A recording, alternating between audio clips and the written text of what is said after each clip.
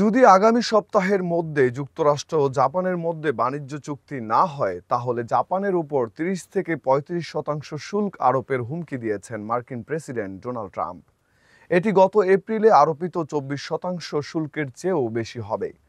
গত ২রা April Trump Japan সহ বেশিরভাগ বাণিজ্য অংশীদারের উপর শুল্ক ১০% নামিয়ে এনেছিলেন, যাতে তারা ৯০ দিনের মধ্যে ওয়াশিংটনের সাথে আলোচনা চালিয়ে যেতে পারে।